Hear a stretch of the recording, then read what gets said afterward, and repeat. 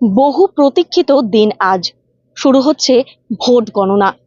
এই গণনার ফলাফলের উপরেই নির্ভর করবে বাংলার মসনদ কার দখলে যাবে। আমরা এই মুহূর্তে দাঁড়িয়ে রয়েছি পুরুলিয়ার সিধু কানু বিরসা বিশ্ববিদ্যালয়ের কাউন্টিং সেন্টারের বাইরে। পুরুলিয়া জেলা জুড়ে 3টি কাউন্টিং সেন্টার করা হয়েছে।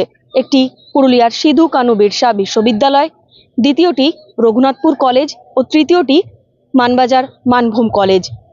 পুরুলিয়ার সিধু কানু বিরসা বিশ্ববিদ্যালয়ের কাউন্টিং সেন্টারে মোতায়েন রয়েছে 4 কোম্পানি কেন্দ্রীয় বাহিনী এবং মানভূম কলেজ ও রঘুনাথপুর কলেজে মোতায়েন রয়েছে 3 কোম্পানি কেন্দ্রীয় বাহিনী। এছাড়াও রয়েছে রাজ্য পুলিশের উচ্চপদস্থ আধিকারিকেরা।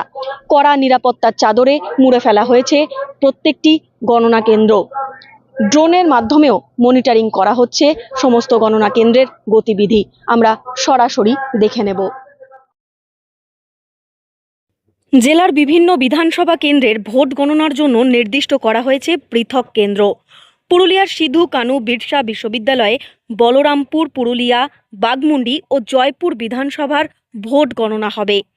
মানবাজার মানভূম কলেজে গণনা হবে বান্দোয়ান ও মানবাজার কেন্দ্রের ভোট। আর রঘুনাথপুর কলেজে কাশীপুর, পাড়া ও রঘুনাথপুর বিধানসভার ভোট গণনা সম্পন্ন হবে।